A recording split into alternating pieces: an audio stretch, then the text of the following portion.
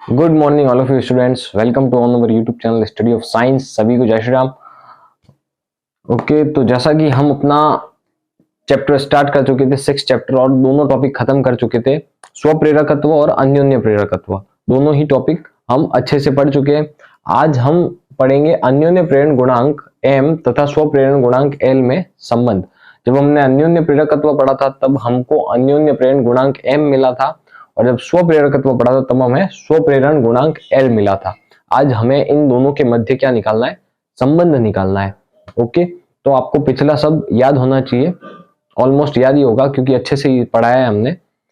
और अगर आप YouTube चैनल पर नए हो तो इससे पहले वाले वीडियोस आप देख लेना, क्योंकि अगर आपने पहले वाले वीडियोस नहीं देखे तो ये वाला वीडियो आपको बिल्कुल समझ में नहीं आने वाला है। ये वाली क्लास बिल्कुल समझ में नहीं आएगी। पहले के कॉन्सेप्ट क्लियर होंगे तभी आगे के कॉन्सेप्ट समझ में आएंगे। पहले के ही क्लियर नहीं होंगे तो आगे के समझ में नहीं आएंगे। और अगर आपको ये टॉपिक समझना है तो पिछले वीडियो देखना जरूरी है। ओके, तो अब हम स्टार्ट करते हैं अन्योन्य प्रेरण गुणांक तथा स्वप्रेरण गुणांक में संबंध। तो हम जानते हैं कि किसी एक परिनालिका के लिए स्वप्रेरण गुणांक, ये डेरिवेशन हम पूरी कर चुके थे। इससे सेकंड वीडियो में मैं बता चुका था। स्वप्रेरकत्व के बाद का जो वीडियो वो इसी के लिए था कि किसी परिनालिका का स्वप्रेरण गुणांक क्या होता है, तो उस वक्त हमने निकाला था। तो लास्ट में जो हमारे पास फॉर्मूला आया था वही हमारा था परिनालिका के लिए स्वप्रेरण गुणांक। तो फॉर्मूला हम डायरेक्ट लिख देंगे क्योंकि अब तो हमें पता है, डेरिवेशन प्रूफ कर दी हमने। तो किसी भी परिनालिका का स्वप्रेरण गुणांक क्या होता है?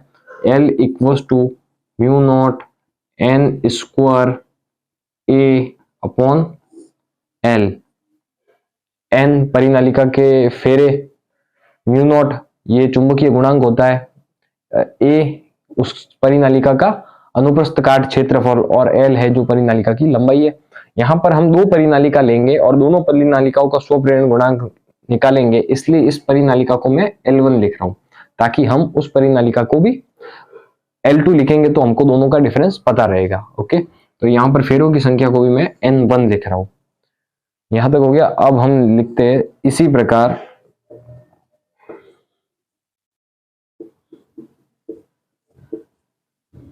दूसरी परिनालिका के लिए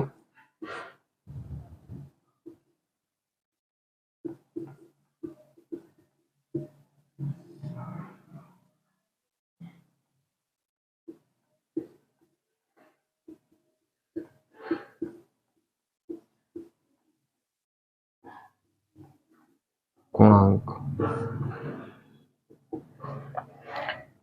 तो इसी प्रकार दूसरी परिनालिका का स्वप्रेरण गुणांक। ओके, तो दूसरी परिनालिका है तो यहाँ पर क्या आ जाएगा? L2। बाकी तो फॉर्मूला एज इट इज रहेगा। किसी भी परिनालिका का स्वप्रेरण गुणांक mu naught N square A upon L, और यहाँ पर N2 हो जाएगा। यहाँ पर N1 था। पहली परिनालिका पर लपेटे गए फेरों की संख्या क्या थी? N1। तो दूसरी परिनालिका पर लपेटे गए फेरों की संख्या क्या होगी? N2। दोनों परिनालिकाओं का हम स्वप्रेरण गुणांक ज्ञात कर चुके हैं। यहां तक आप नोट कर लो, उसके बाद हम आगे बढ़ते हैं। बहुत इजी डेरिवेशन है, आप पूरा कंसंट्रेशन अपना बोर्ड पे ही रखना तो इजी समझ में आएगा, बहुत इजीली समझ में आएगा।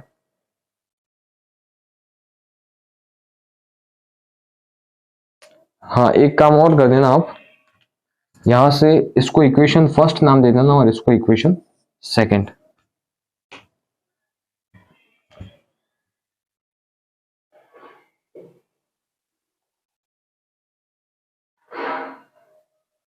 हाँ, तो अब हम आगे बढ़ते हैं। तो यदि दूसरी परिनालिका को पहली परिनालिका पर लपेटा जाए तो अन्योन्य प्रेरण गुणांक, परिनालिका का अन्योन्य प्रेरण गुणांक ज्ञात करना, ये डेरिवेशन आपके टॉपिक से कट चुकी है, आपके सिलेबस से कट चुकी है, इसलिए मैंने नहीं करवाई। बट आपके कॉन्सेप्ट, इस कॉन्सेप्ट को समझाने के लिए उसको समझना जरूरी है, इसलिए मैं आपको एक बार समझा देता हूं कि अन्योन्य प्रेरण गुणांक परिनालिका का कैसे निकालते हैं जब एक परिनालिका दूसरी परिनालिका पर लपेटी गई हो। ये एक अक्ष है, इस अक्ष के अनुदिश हमने क्या किया? फेरे लपेटे परिनालिका के, ये फेरे लपेटे।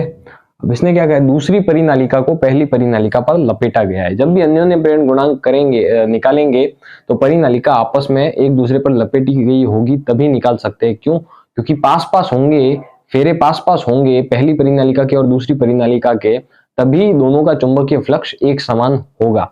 हमने क्या देखा था कि इस परिपथ के कारण दूसरे परिपथ पर क्या हो रहा था? विद्युत वाहक बल उत्पन्न हो रहा था और चुंबकीय फ्लक्स में परिवर्तन हो रहा था। क्यों? क्योंकि दोनों परिपथ पास पास में थे, तो दोनों परिनालिकाएं भी पास पास होगी तभी दोनों के चुंबकीय फ्लक्स में परिवर्तन एक समान आएगा।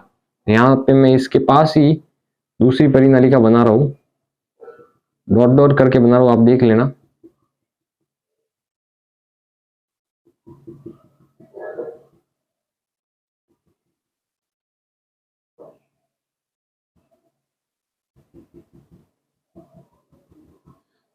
ओके, यहां से ऐसे ऐसे ऐसे ऐसे करके हमने एक के ऊपर एक परिनालिका बना दी। एक परिनालिका में हम क्या करेंगे, आई मान की धारा प्रवाहित करेंगे, जिसके कारण इसके चुंबकीय फ्लक्स में क्या होगा, परिवर्तन होगा।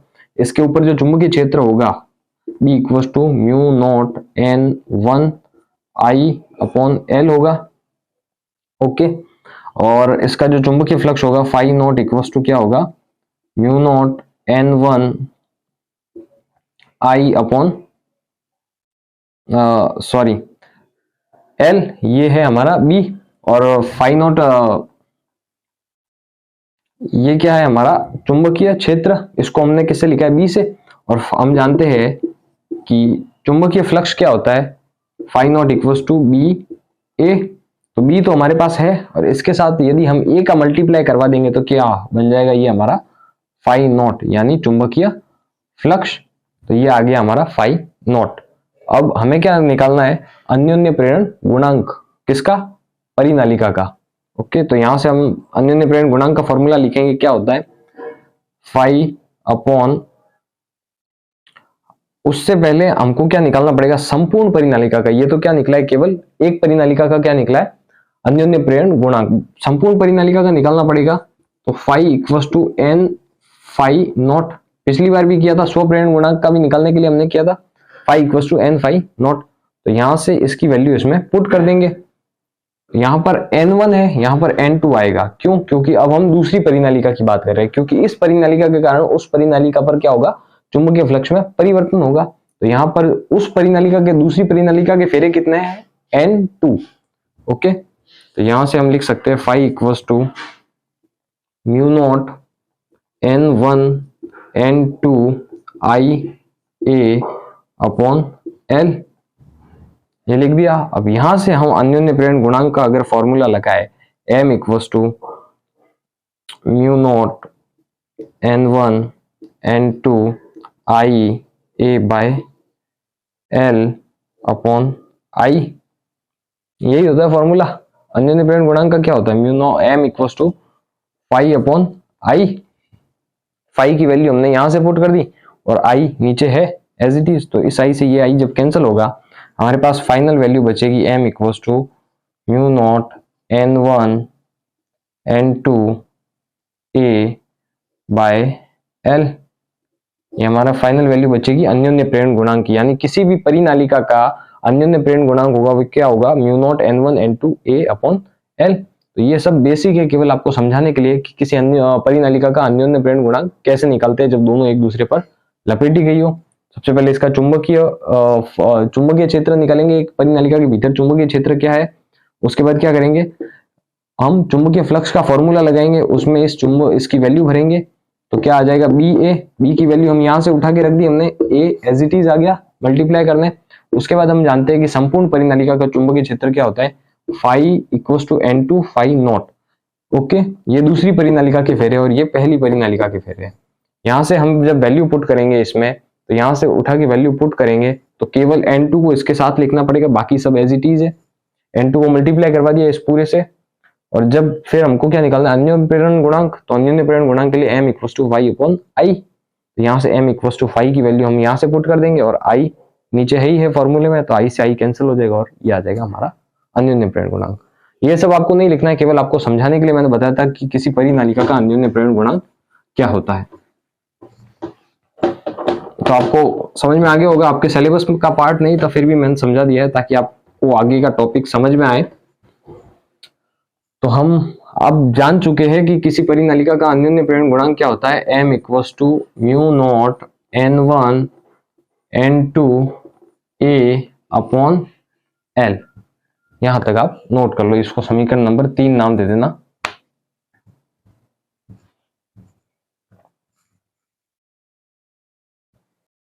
हाँ, तो समीकरण 3 के बाद अब हम लिखेंगे समीकरण 1 इंटू समीकरण 2।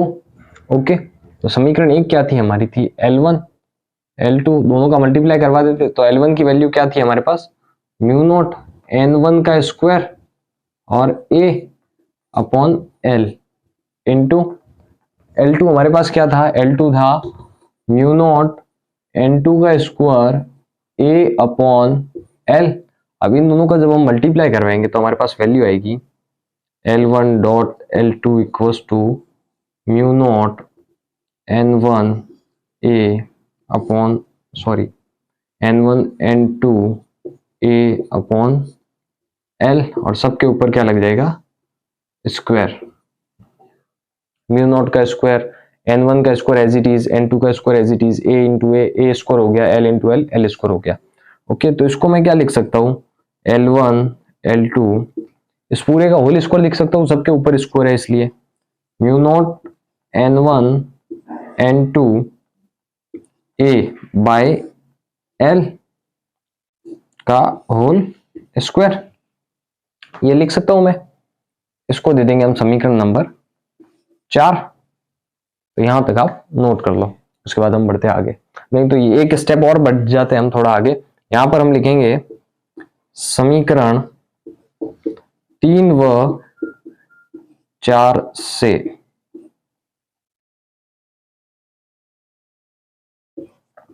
समीकरण 3 व 4 से, 4 ये और 3 इससे पहले वाली जो हमने दी थी, तो ये किसके बराबर, ये m के बराबर है, ये वैल्यू हमको m के बराबर दिख रही है, तो यहां से हम लिख सकते हैं L1 dot L2 equals to m का स्क्वायर। समीकरण 3 में समीकरण 4 में समीकरण 3 से हमने वैल्यू पुट कर दी, क्योंकि m की जगह पे यही था mu naught N1 N2 A upon L। आप अपनी कॉपी में देख लो, m की जगह ये वैल्यू पुट की थी, तो हमने क्या किया, समीकरण 3 से m की वैल्यू यहां पर भर दी, तो m का क्या हो गया, स्क्वायर। तो यहां से हम क्या लिख सकते हैं, m equals to under root L1 L2, m equals to under root L1 L2। ये हमारा फाइनल आंसर है कि किसी भी स्वप्रेरण परिनालिका के स्वप्रेरण गुणांक और अन्योन्य प्रेरण गुणांक में जो संबंध होता है वो होता है m equals to under root L1 into L2। Okay, m क्या है, अन्योन्य प्रेरण गुणांक, और L1 और L2 क्या है, स्वप्रेरण गुणांक। तो आपको पूरी डेरिवेशन समझ में आ गई होगी। यहां से हमने क्या किया, इसको स्क्वायर को इस साइड भेज दिया, तो क्या बन गया, ये रूट बन गया। तो फाइनल आंसर जो हमारा होगा, स्वप्रेरण गुणांक तथा अन्योन्य प्रेरण गुणांक में संबंध m equals to under root L1 L2। तो पूरी डेरिवेशन अच्छे से हम कर चुके, आपको समझ में आ गई होगी, और अगर नहीं आई है तो आप कमेंट कर देना, मैं आपको एक बार वापस अच्छे से डेरिवेशन समझा दूंगा। तो ऐसे ही जुड़े रहिए हमारे YouTube channel study of science के साथ, हमारे वीडियोस को लाइक कीजिए, चैनल को सब्सक्राइब कीजिए, और अगर आपको कुछ भी समझ में नहीं आता है तो आप कमेंट कीजिए, कमेंट में उस टॉपिक का नाम लिख दीजिए, हम आपको 2 या 3 दिन के अंदर उस टॉपिक पर वीडियो बनाकर YouTube पर अपलोड कर देंगे हमारे चैनल पर। ओके, तो नोट कर लेना, ये हमारा फाइनल आंसर है लास्ट। तो यहाँ पर नीचे एक निष्कर्ष लिखना है, तो निष्कर्ष नहीं सॉरी एक नोट लिखना है, तो लिख देना कि यही है ये स्वप्रेरण गुणांक तथा अन्योन्य प्रेरण गुणांक के मध्य संबंध m equals to root L1 multiply L2 है।